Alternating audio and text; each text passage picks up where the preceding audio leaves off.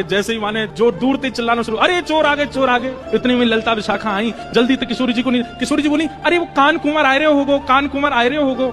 ललिता जी बोली भागो यहाँ से, जान बचाओ। जैसे तैसे किशोरी जी को लेकर के भागी वहां से। ठाकुर जी प्रेम से अब आनंद में आगे बोले हाँ अब नेक बढ़िया है ना, छाप छूट गई नेक। ये प्रथम लीला है, प्रथम मिलन है किशोरी जी और ठाकुर जी का। लेकिन ठाकुर जी ने लीला तो कर दी, लेकिन यहाँ स्थिति ये हो गई कि ठाकुर जी वापस गए और ठाकुर जी के मन में किशोरी जी की रूप माधुरी ऐसी बस गई है।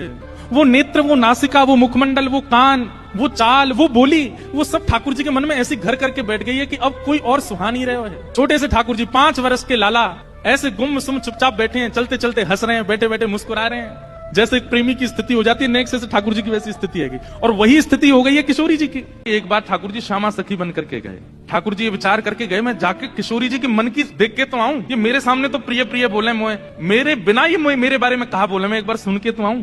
नीचे लहंगा पहनो है, ऊपर चुनरी पहनी, बिल्कुल यहाँ तक पूरी चुनरी लगा ली है, हाथन में बढ़िया चूड़ी पहनी है, कानन में कुंडल पहने हैं, शुद्र घंटे का यशोदा मैया ने पहनाई, वहां में छोटी छोटी घंटी लग रही है, वह कौंधनी बना करके कमर में पहनी है, पामन में पाजेब पहनी। ठाकुर जी गए श्यामा सखी बन करके किशोरी जी के पास। बरसाने में प्रवेश किया, सबरी गोपी के आहा कैसी मनोहर चाल है, नेक सी गोपी कैसी मटक मटक के चल रही है। अरे सखी तू कौन की लाली है? ठाकुर जी तेज तो है बोले में, जो पूछे तू कौन की लाली, बोले तेरी हूँ, भूल गई। अरे बड़ी चपड़ चपड़ बोला है। पहुंच गए ठाकुर जी बरसाने। बरसाने में द्वार पर जाकर के सखीन से बोले मुझको भीतर जान दो। सखी बोली कौन हो तुम? बोली मैं श्यामा सखी हूँ। कहाँ ते आई हो? बोले पास के गांव नंद गांव ते आई हूँ और मुझ किशोरी जी ते बहुत जरूरी बात करनी है, मुझको मिलवाओ।